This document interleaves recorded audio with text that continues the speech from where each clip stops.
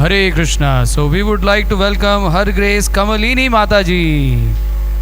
So Mataji is Prabhupada's disciple and she got initiated in January 1975.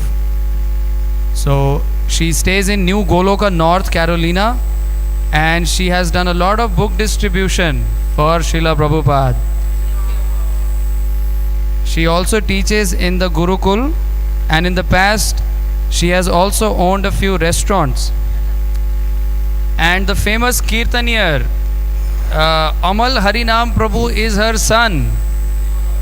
So let us welcome Mataji with a Hare Krishna Mahamantra.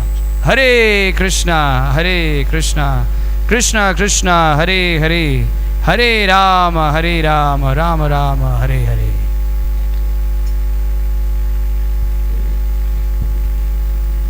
Yeah.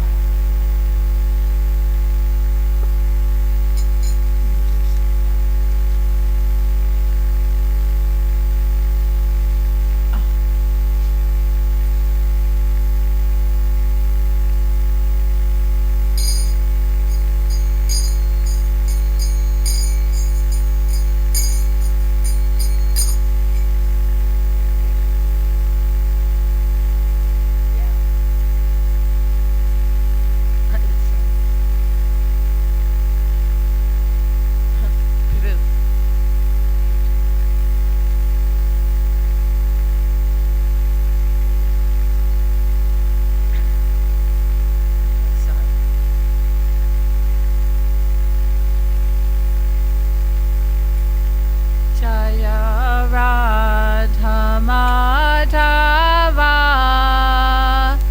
Kunja Bihari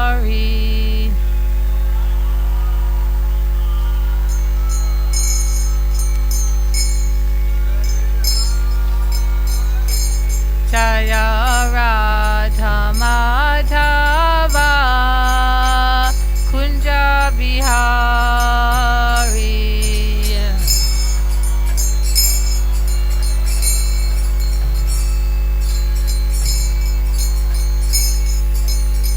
Gopijana Vallabha Girivardhari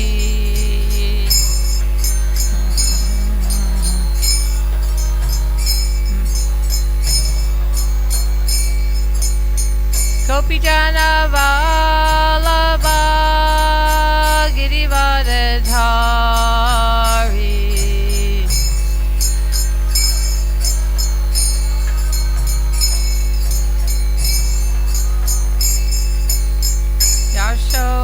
Yashodanandana Vrajadana Ranjana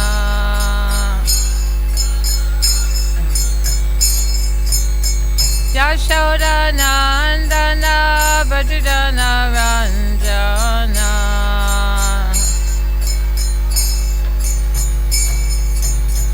Yamuna Tiravanachari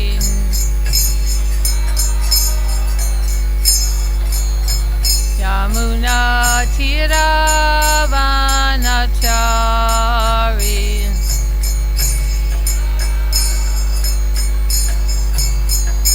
Jaya Radha Madhava Kunja Bihari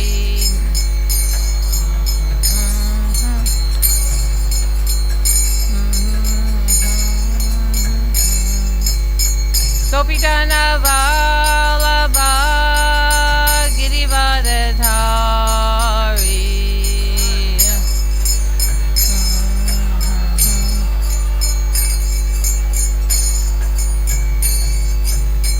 Yashodanandana Vrajadana Ranjana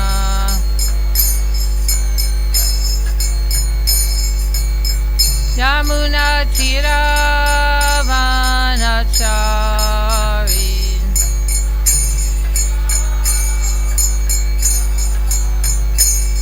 Jaya Radha Madhava Kunja Bihari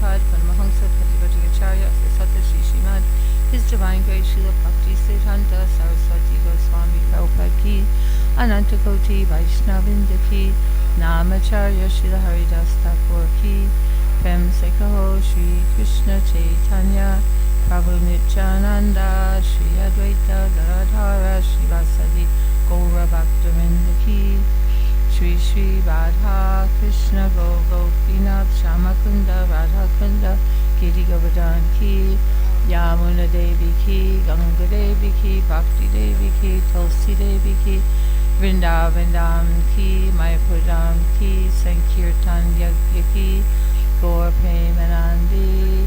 All glories the assembled devotees, all glories the assembled devotees, all glories to the assembled devotees, all glories to Sri Guru and Sri Gauranga, glories to Srila Prabhupada. Namo.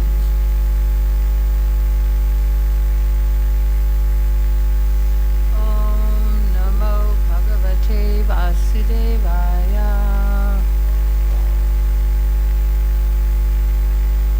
Om Namo Bhagavate Vasudevaya. Om Namo Bhagavate Vasudevaya. Thank you. Today we're reading from Srimad Bhagavatam, Canto 7, Chapter 3, text number 18. Adraksham aham etam te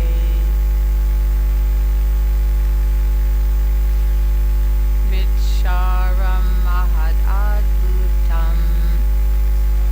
Oh. Tam Bhakshita dehasya.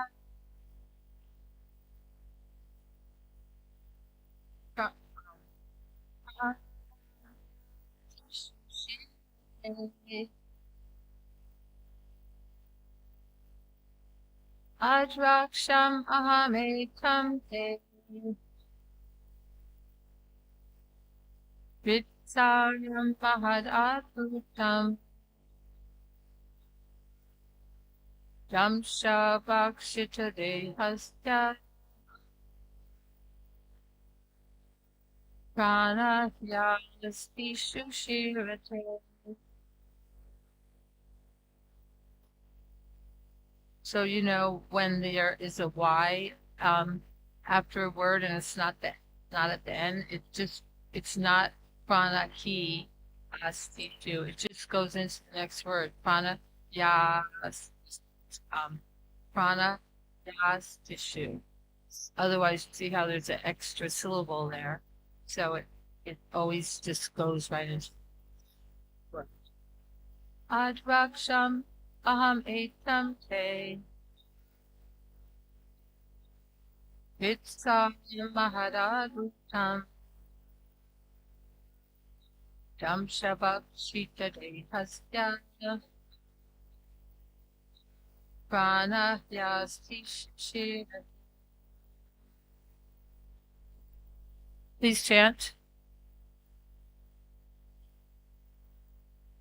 Adraksham aham etam te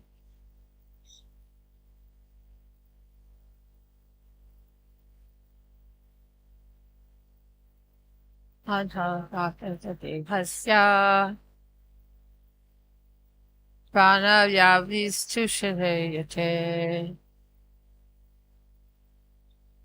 Adraksham ahametam te Vitsaram mahadadvutam Amshabhakshita dehasya Ajajasutajiṣate Akshamakumetam te Anasamaksita Dehasya Visasate Ajakshametam te Anam mahadadvitam Damshabakshita dehas Pranayadistusherate.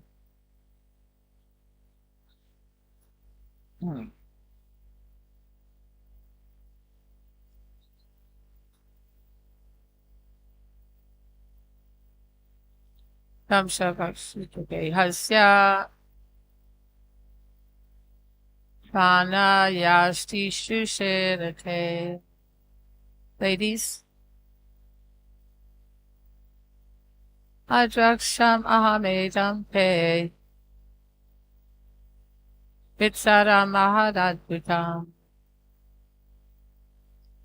Damshabakshita dehasya Pranayastistusherate. Adraksham ahametam te Avanasutaha Natvidayasya Pana Ayapastusherate. Adraksham ahametam te Mitsharam mahadadbhutam Damshabakshita dehasya Pranayadistusherate. Adraksham, have personally seen. Aham, I. Etam, this. Te, your. Rich saram, power of endurance. Mahat, very great. Adbhutam, wonderful. Damshabakshita, eaten by worms and ants. Dehasya, whose body. Prana, the life air. He, indeed. Astishu, in the bones. Shirate, is taking shelter. Translation. I have been very much astonished to see your endurance. In spite of being eaten and bitten by all kinds of worms and ants, you are keeping your life air circulating within your bones. Certainly, this is wonderful. So, who's speaking here? What'd you say? Who's speaking? Right, Lord Brahma. So, Lord Brahma is speaking. So, please repeat. I have been very much astonished to see your endurance. In spite of being eaten and bitten by all kinds of worms and ants, you are keeping your life air circulating within your bones. Certainly, this is wonderful. Purport by His Divine Grace, A.C. Bhaktivedanta Swami, Srila Prabhupada.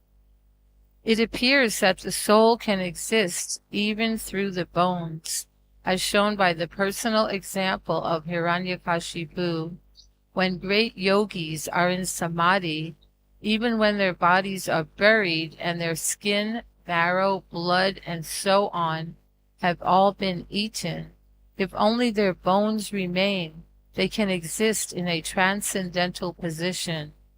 Very recently, an archaeologist published findings indicating that Lord Christ, after being buried, was exhumed and that he then went to Kashmir. There have been many actual examples of yogis being buried in trance and exhumed alive and in good condition several hours later.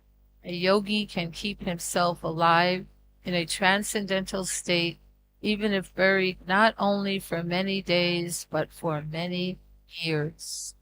Om Jnana-timirandasya Gyananjana Shalakaya Chakshur Unmilitam Yena Tasmai Shri Gurave Namaha. Shri Chaitanya Manobhishtam Stapitam Yena Bhutale Swayam Rupa Kadamayam Dadati Das Bhavantam Vandeham Shri Guru Shri Yuta Parakamalam Shri Guru Vaishnavamscha Shri Rupam Sagrajatam Sahagana Raghunathan Vitam Tam Sajivam Sadvaitam Savadhutam Parijana Sahitam Krishna Chaitanya Devam Shri Radha Krishna Padan Sahagana Lalita Shri Vishakanvitamscha. I was born in the darkness of ignorance, and my spiritual master opened my eyes with the torchlight of knowledge. I offer my respectful obeisances unto him. In 1972, in Vrindavan, near where Prabhupada gave a series of lectures on the nectar of devotion. And there, in one of the lectures, he talked about this called Kamavasayita. It means like defying nature, doing what's ordinarily impossible to do. So this is an example of that Kamavasayita, that ordinarily this could never happen, that there's no longer any skin, marrow, blood, so it's not there, and yet the soul remains. And the thing is, it appears Hiranyakashipu that even his heart, because we know that the soul resides in the region of the heart, so his heart was also eaten. So generally what happens is, because the soul is within the heart, the blood circulates, and when it passes through the heart, it you could say, like, kind of energizes the blood, so that as the blood flows through the body, it brings consciousness to the body, and it keeps the body alive. But here, there was none. Now, how could that be? Well, it's happening in a very unusual way. So if the heart is not there, how is the soul staying? Just like sometimes there's a heart transplant. So the bad heart is taken out, and then a new heart of somebody else is put into that body. Someone who has just recently died and I guess has donated their heart.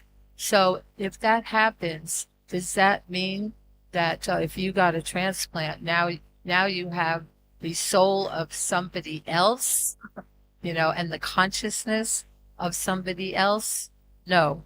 When Srila Prabhupada was asked this, he said, just like you see they're making garlands with these little plastic chairs. So if I said, here, let me get you a more comfortable chair, you would stand up and wait until I put the comfortable chair there and then sit down. So that's how it is. The soul will move aside when that heart is taken out, and then when the new heart is put in, the soul will occupy that new heart. So it's not that the original person is displaced. The original person stays there. And so just like, the yogis are recommended to bring the life air right to the top of the head. And so that is indicating, that the soul, or even the yogis, like to leave their body. We have that illustration in Bhagavad Gita of the yogi who's been sitting for such a long, long time, and his soul is leaving the body. So that was carried, leaving the heart, and then carried through the life airs to the top of his head. So Hiranyakashipu, Lord Brahma is astonished, as he's going to say, I've never seen such austerity, such determination. So why? Determination, like to achieve anything great, it takes austerity. So no matter what it is. So the materialists, they have many foolish ideas, but they also engage in great austerity to achieve their goals, whatever they may be. It was explained previously, the reason that Lord Brahma has come here, although he knew already, but the demigods approached him and said, can you do something? Because Lord Brahma, he's thinking, okay, Hiranyakashipu is thinking, well, because he's not a dummy, Hiranyakashipu. We just saw in the previous chapter how he preached to his relatives after his brother Hiranyaksha was killed. So he has very sound understanding of philosophy, and he is a great orator of it. So it's not that he's totally ignorant. So he's thinking, okay, maybe I would like to be the supreme, and I would like to be the that person who lives forever. Now, Lord Brahma, he's the closest thing to it. I'd like to usurp the position of Lord Vishnu, but I've seen it's a little difficult after all what happened to my brother. So he thought, okay, how did Lord Brahma get to be Lord Brahma? And he said he's gotten there. The demigods are telling Brahma, he says that because of severe austerities, mystic power, and trance. So that then Lord Brahma, after creating the material world as the co-creator, he became the most worshipable demigod within it. So since I'm eternal and time is eternal, I shall endeavor for such austerity, mystic power, and trance for many, many births. So he wasn't, even though he knew it will be very difficult, I may not achieve it in this lifetime, he's going to keep trying until he can get that. And, that's the thing. The demons, although they've seen the power of the Lord. They've seen for eons, they've seen the demons annihilated by the Lord. Still, they're thinking, this time it'll be different. I can do it. And he's so demoniac that he says, what do I want to do? This is like all that austerity for what? Not for Bhoktaram Yagatapasam Sarvaloka Maheshwaram Suridam Sarvabhutanam Gatpamam Shantim Richtiti, not to realize that I'm the eternal servant of the Lord and so is everybody else. But I want to reverse. Imagine how demoniac. I know you all just studied this recently, how he wants to reverse, because if one is very pious, right, and follows all the injunctions of the Vedas and executes severe austerities, then people within this material world are promoted to the heavenly planets. But Hiranyakashipu didn't like that. He wants everyone to be unhappy except for the demons. He wants to reverse. Instead of pious activities bringing that kind of results, he wants sinful activities to bring that kind of result. And so he was like, he wants people to be harassed. And as is mentioned, that there are present day Rakshasas too, present day demons who also want people to be unhappy and want themselves to be supreme.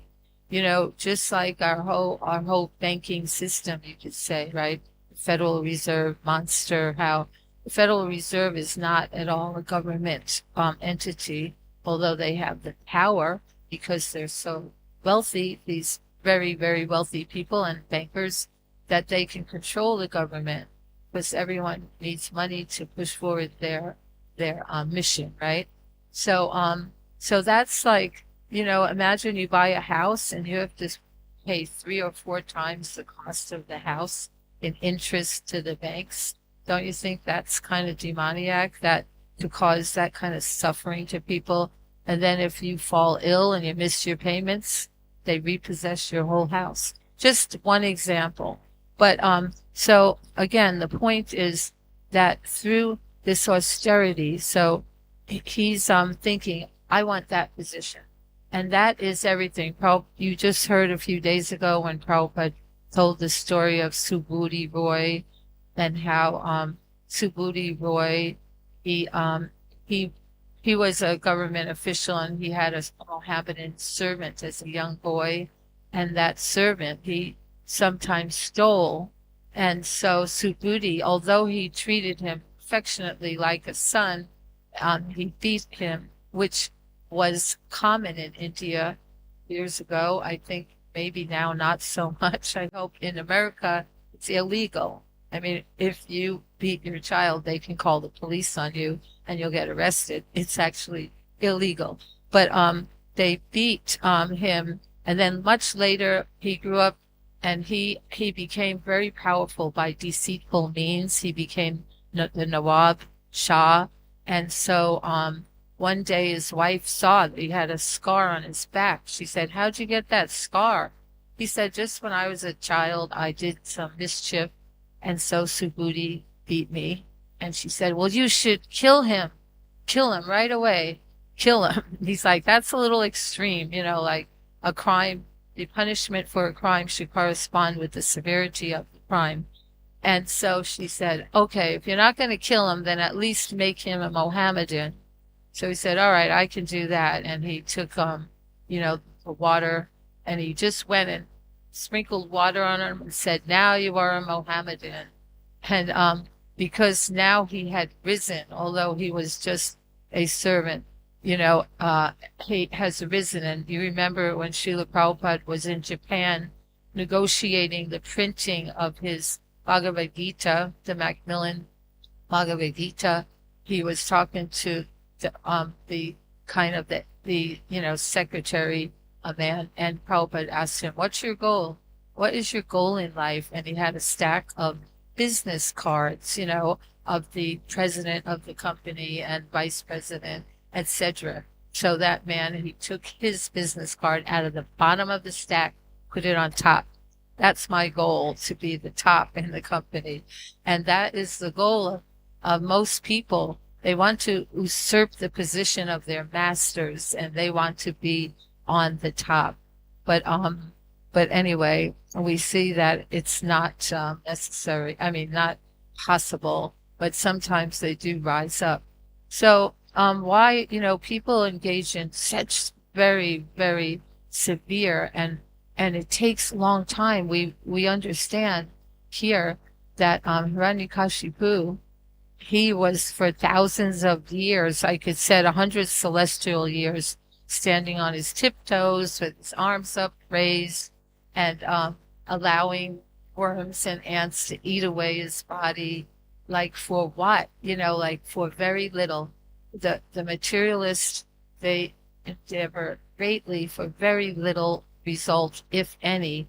Whereas the devotee, look at the son of Hiranyakashipu, at only 5 years old, he took to devotional service.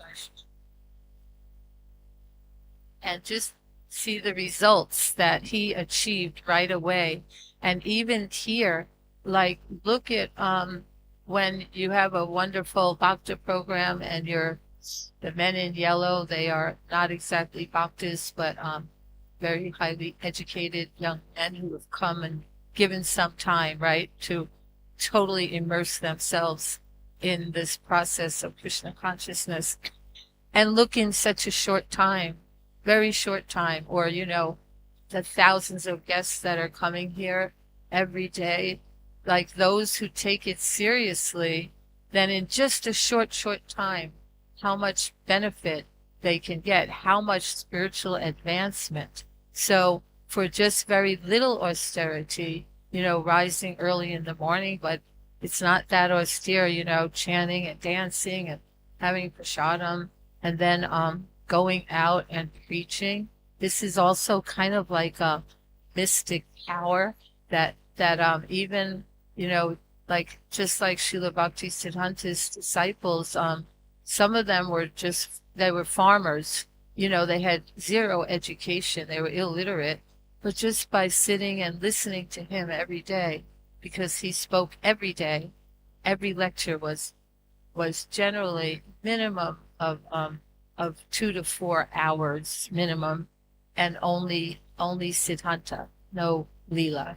And just by hearing him, even illiterate boys could become great preachers. People thought that they were college graduates, and back then it's not that everybody went to college. But we see that here, when the devotees come, the men and the women, and take up Krishna consciousness, how they develop all godly qualities in a very short time. And the goal is to satisfy Krishna.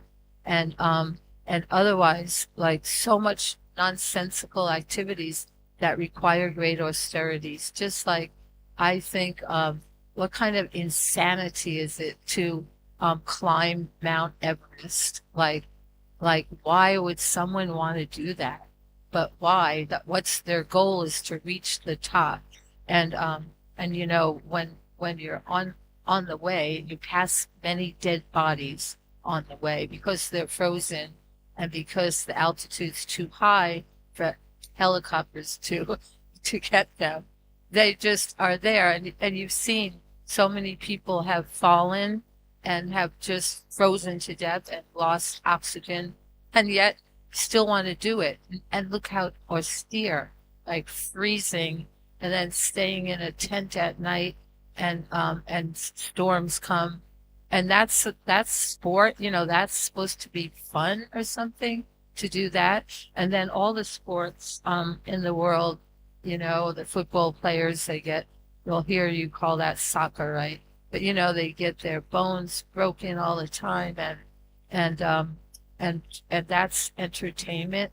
I mean, it's just like insanity if we think of it, how much there is endeavor for nothing. And I know in India people work longer than other places in the world. Like I met so many people who work 12 hours a day, 6 days a week, and some even 7. And then what? You have no home life. You just go home and go to sleep, you know, eat and go to sleep, and other things, but not that much other things. And like, for what? You know, for what? So what's the goal? They don't even have that much money. And if you do have a lot of money and you could buy a really nice house and a really nice car, you don't have time to enjoy them because you're working all the time. So ugra karma, working for something that is no benefit to humanity. So just as Hiranyakashipu wants the people to suffer, the godly people, especially the devotees, but the devotee, he feels compassion and he's pained by seeing the suffering of others. And that's why, like, even though one may be not inclined, like, just think before you're a devotee, like the thought of approaching a stranger in the street, you know, and talking to them and inducing them to purchase a book or more books, like, you know, it seems such a foreign thing to our nature. And some people may say that I can't go out, it's not my nature, but it is a mystical experience by doing it. Don't you? How many of you go out regularly and distribute books? I'm sure some of you do, or they're already out already. But you know, and even like for the marathon going out in December, and then you see that Krishna, like Prabhupada said, we're not interested in mystic perfections where we can, like Hiranyakashipu, defy the ordinary course. But Krishna can empower, he can give mystic perfection to devotees. Like Arjuna, we know he was the best archer, but Karna was also quite a good archer. So Prabhupada said that Arjuna was able to be victorious against, you know, Bhishma and Karna, who were superior to him actually in the martial arts, but because he had Krishna on his side and the Pandavas in general. So although we have very little, you could say, qualification, still because we want to please Krishna and we want to do what our spiritual master has instructed us and has wished for us to do, then we see that we can actually be empowered in spite of all of our misqualifications, our lack of qualifications. Okay, so I wanted to tell that a little bit of the glories of Mandara Mountain or Mandalachala Mountain. it's in a way kind of like a holy place. Like now, well, of course, this temple is a tirtha also. It's certainly a holy place because of the, in very high level of devotional service that goes on here and the preaching spirit. It's certainly a holy place. But um, there are other personalities who took advantage of Mandara Mountain. Anybody remember any of them? Other personality that did something at what about eighth canon? So the churning of the milk ocean, the demigods needed a churning um, pivot. So they lifted up Mandara Mountain, but it was so heavy it fell on them. So then the Lord had to help them. He lifted it up from the top and he revived them and all their wounds and everything. And so this is the Mandara Hill. So then put it down for the churning, and what happened? It sunk right to the bottom. So then the Lord again came as Korma and went underneath the mountain. The Lord lifted it from above, and then he held it. We know that he had an itching sensation because the Lord can do many things with one act. And Lord Kapila Dev, and also it said Korma, he was from that scratching, like it made him feel sleepy, very relaxed. And then he was breathing, and that is the tide of the ocean, in and out, in and out. That's Korma's breathing. But Lord Kapila Dev told that the yogis, they meditate on the beautiful jewelry on Korma. He has on his arms, he has golden armlets and bracelets. And because of the churning and the little rocks at the bottom of the mountain, it polishes the gold. So it becomes very, very shiny. And so Kapila Dev said yogis meditate on that shiny gold jewelry. All right. So now, anyone remember anyone else who had interaction with Mandara Mountain? Okay. Anybody? So remember King Kritu also, that when he gave up his body, he after ruling and with Archie, his wife, he went and he gave up his body on Mandara Mountain. And then Archie entered the fire. Demigod's wives showered flowers on her for her great austerity and following King Kritu. All right, then, do you know that Mandara Mountain, it is the playground of the demigods? And there also, there's valleys, and the damsels, they come there and stroll there. So one time, Agnidra, he wanted to he really had this strong desire to go to Pitri Loka. So you can't go to Pitri Loka without a son. You need to have a Pitri. You need to have a son who will perform the Shraddha ceremony for you every year. And so you can't have a son unless you have a wife. So he went there in order to get a nice wife, because these heavenly damsels stroll there. So Lord Brahma, he came to help him out. And so he got a very nice wife, and he got his wish fulfilled. Now, do you know who's the father of Agnidra? His father is Priyavrata. So remember Priyavrata, he had a younger brother named Uttanapad. Their father is Swayambhuva Manu. Swayambhuva Manu is entrusted with the task of helping to populate the universe. So when Swayambhuva Manu asked his elder son, Priyavrata, I need you to get married, and he's like, no, I'm really not interested, because he had the association of Narada Muni and was enlightened. And he said, I don't want to get entangled. And so then Swayambhuva Manu asked Lord Brahma, can you come and preach to him? Because he's not helping me out here. So Lord Brahma went. Priyavrata said, I really don't want to get entangled. And he said, you won't get entangled, but it's your duty to follow your father. Your father is your authority, and he's asked you to get married. So that's your duty. And don't worry, you won't get entangled.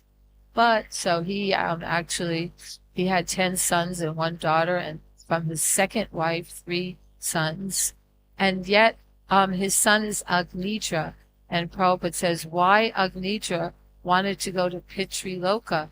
Why he didn't want to go to Vaikuntha?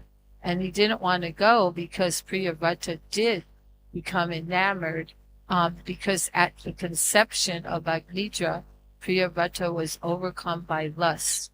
Therefore, Agnitra has that mentality of enjoying, and that's why. So that was also on the Mount, on Mandara Hill, which is the playground of the demigods. Now, do you know that Bhaumasura, I don't know how he did it, but you know how he stole the peak of Mandara Mountain. Like sometimes we may think if we just have apparatus, then we can have the same enjoyment, but it doesn't work like that. But he stole the peak of it. And he also stole Aditi's earrings, the mother of the demigods, and he stole Varuna's umbrella.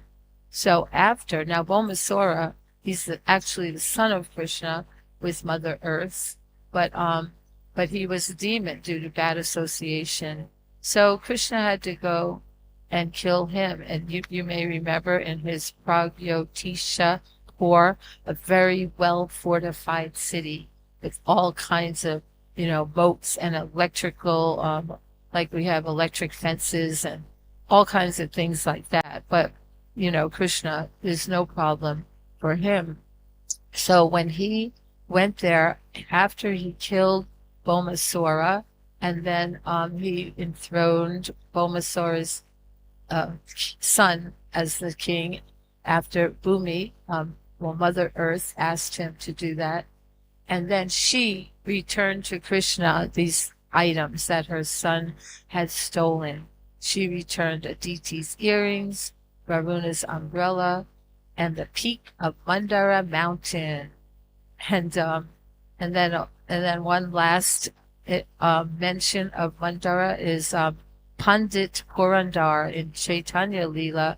It said that he, just as the Mandara Mountain was churned, by the demigods and the demons churning, it said he had so much love of God that his heart was so full of love. It was like always moving, churning in the same way.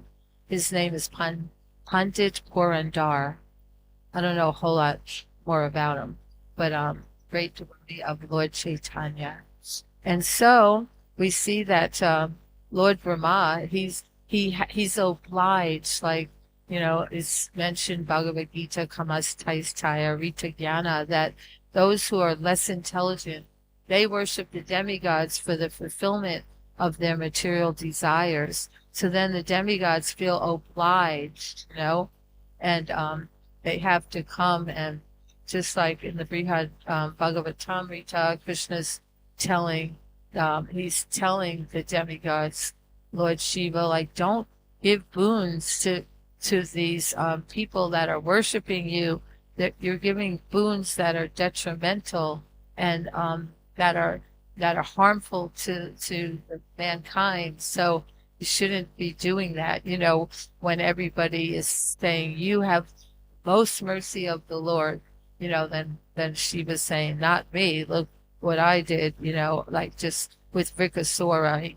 gave him that benediction. And then Lord Brahma, Vishnu said, why would you give benedictions to Hiranyakashipu and to Ravana, Ravana also? Like, why give them benedictions? You shouldn't do that anymore, because they are really bad news. But the demigods feel obliged. If one's worshiping me, I have to help them. So Brahma's going here and saying, okay, what do you want? You know, you want something, obviously, performing this very severe austerity, and he knew what he wanted. Still, he wanted Lord Brahma to say it. So, and so that's coming up. So I won't spoil it because you already know the story. Still, so anyway, we see it's a very auspicious hill, and that's why Hiranyakashipu is performing this there. So of course, because he had taken over the demigods, he took over Lord King Indra's whole abode, you know, and with all the opulence, they all fled. The demigods fled different directions. Now they're being disturbed because of fires emanating from his head. The fires reaching all the way up to the heavenly planets. So that's why they're beseeching the protection of Lord Brahma, and so it's like we're going to see that long. This is the most voluminous chapters of the whole Srimad Bhagavatam. This seventh canto, right? It's many chapters. Maybe not as much as 10th canto, but besides 10th canto, it's the most voluminous. So many different chapters leading up to the appearance day of Lord Nrsimhadev. So anyway, I'll stop here. Does anyone have any comments or additions or questions they would like to ask? Yes, Prabhu? Oh, Mike, I give you the line.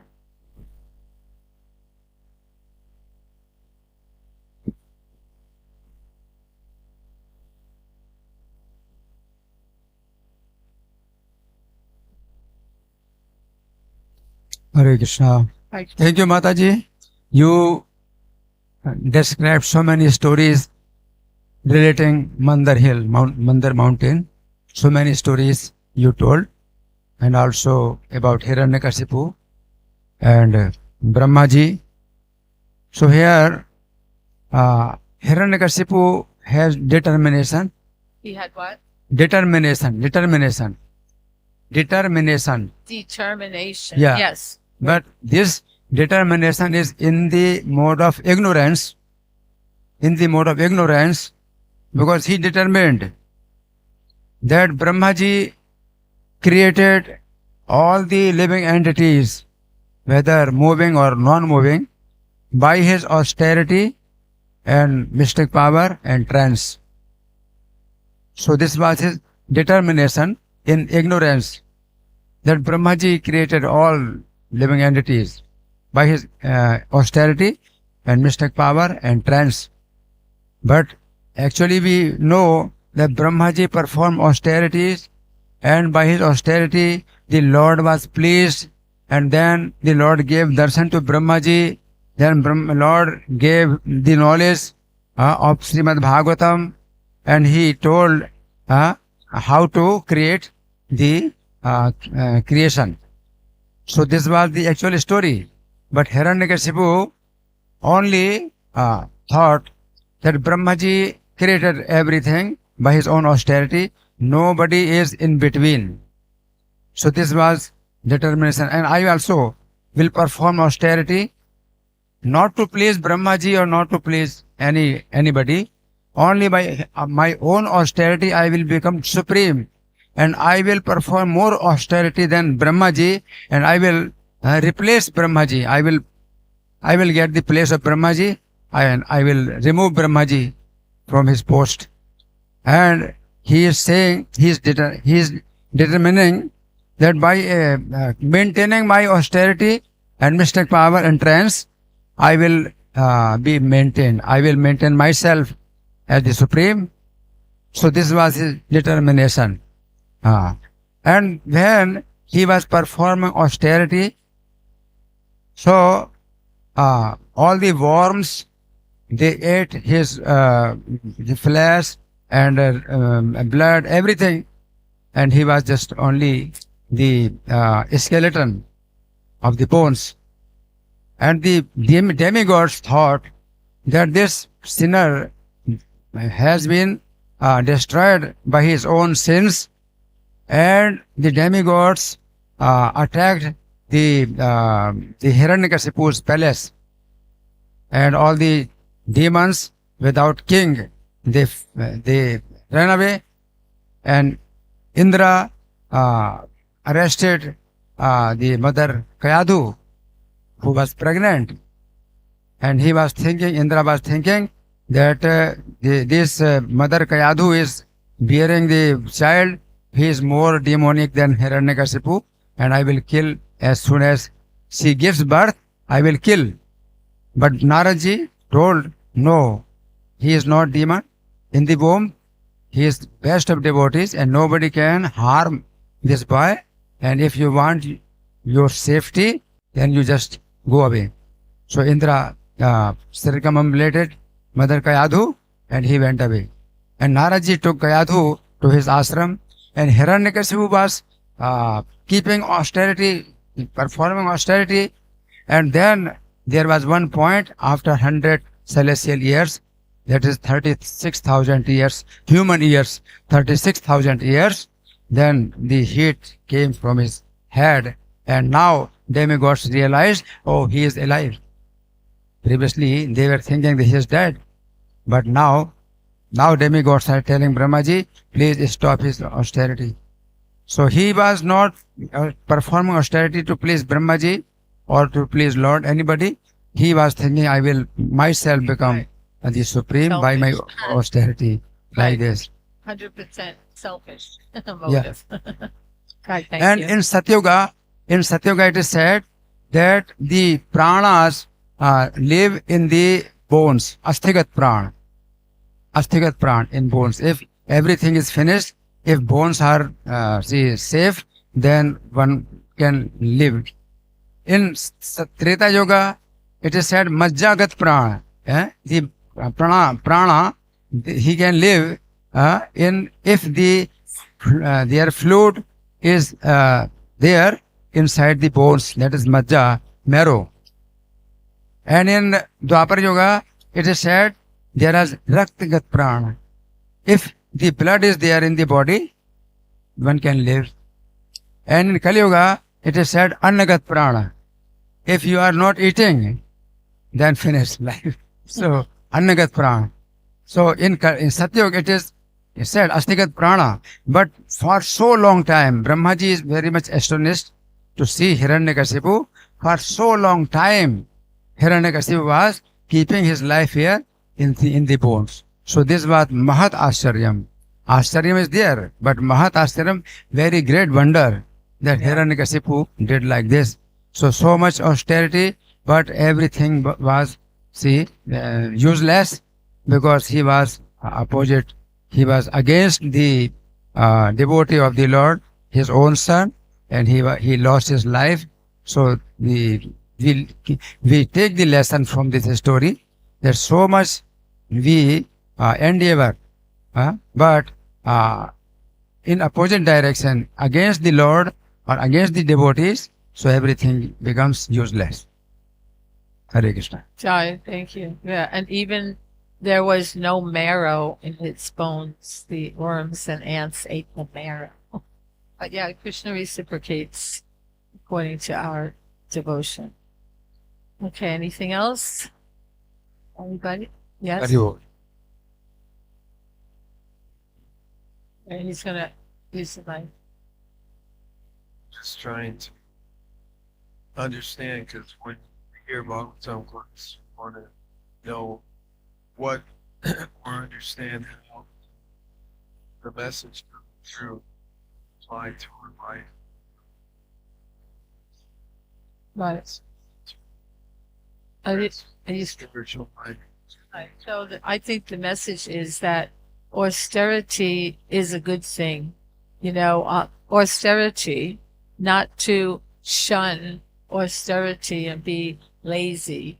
You know, like Prabhupada said in the Gurukula for young children, it's not austerity for them if they learn from a young age that we rise early, take cold shower, eat only Krishna Prasadam, and sing and dance. it's not austerity. It's just a way of life, you know. And so that's the thing, to kind of push ourselves a little more than we already are, to engage. Like we see that there's a group of devotees here that come way before Mangalarti, you know, 3 o'clock or 3:30 to chant japa. So already getting up at 4 o'clock is an austerity, but they push themselves to you know, to come and do more. And our austerity is actually blissful, right? Chanting the holy name and hearing the glories of the Lord from the scriptures. And that's, I know, associating with devotees, which, you know, is so very important. And so enriches our life, even if sometimes it's a little hard to be in close proximity all the time. But that's an austerity that Krishna notices. He notices that any kind of interpersonal austerity as well. Haribol. Okay, is that it? Anything else? All right. All glories to Srimad Bhagavatam. All glories to Srila.